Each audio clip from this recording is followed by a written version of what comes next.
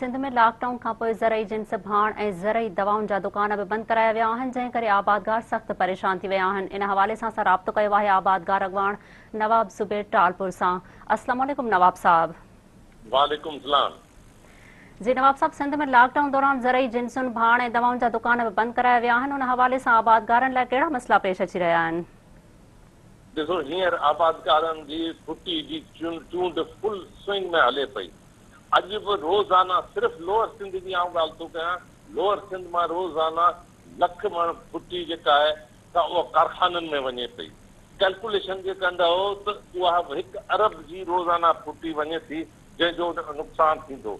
ऐं 1 लख मण चूंडाई में 400 रुपए जो हिसाब तव्हां कंदो त मज़दूर वीचारा जेका डेली वेजिस वारा मज़दूरी कंदा आहिनि, उहे 4 करोड़ रुपयनि जो उन्हनि खे नुक़सानु थींदो।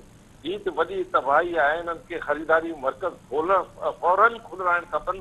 ऐं चूंड असां फुटी चूंड न कंदासीं त किथां वेंदी? फुटी ख़राब थी वेंदी। हली मींहुं पइजी विया त इहो बि नुक़सानु थी वेंदो असांजो। उन खां अलावा हींअर जेको इहे झुड़ालू मौसम आहे, उन में सारियुनि खे सुंडी लॻंदी आहे। ऐं जे ज़रई जेके पेस्टिसाइड वग़ैरह इहे ज़रई इजात आहिनि, इहे दुकान आहिनि, उहे जे बंदि हूंदा, सुंडी लॻी वई त दाणो ई कोन थींदो, सारियूं बि वेंदियूं हथनि मां। पुखाई तव्हांजी हले पई, बसर टमाटो भाॼियूं, उन्हनि जी पुखाई पई हले। उन जे लाइ तव्हांखे भाण खपे, पेस्टिसाइड जी दुकानूं खपनि, उहे सभु बंदि करे छॾियूं अथनि। SOP तव्हां फॉलो करायो, इन्हनि ते सख़्ती कयो। पर ख़ुदा जे सिंध जी ज़राअत खे बचाइणो था ऐं चाहियो था पाकिस्तान जी मइशत पंहिंजे पेरनि ते बीहे, त ज़राअत सां तव्हांखे जेको आहे रिलेक्स करिणो पवंदो इन शोबे खे। हीअ हिकिड़ी असेंशियल आइटम आहे। तव्हांजी जेके भाॼियूं जेके रोज़ न निकिरंदियूं ॿाहिरां मां, त तव्हांजो शहर जो माण्हू भाॼियूं किथां खाईंदो? त इन जे हवाले सां इन्हनि खे रिलेक्स करणु खपे फौरन। जी नवाब साहब, आबादगारनि खे नुक़सान खां बचाइण जे लाइ सरकार खे कहिड़ा उपाउ खणण घुर्जनि?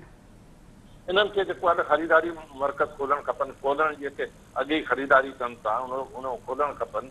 ऐं जेके आहिनि पेस्टिसाइड वग़ैरह जी जेके दुकानूं आहिनि, उहे जेके बंदि करायूं आहिनि, उहे खोलणु खपनि, ताकी जिन्हनि खे बि बीमारी लॻे थी फसलनि खे, उन खे उहो दवाऊं ॾेई सघनि। इन जे लाइ इहे जेके बि ज़राअत सां जेके रिलेटेड जेके बि शयूं आहिनि, उहे सभु शयूं खुलणु खपनि। नवाब ज़ुबैर टालपुर साहब, अवां जी महिरबानी।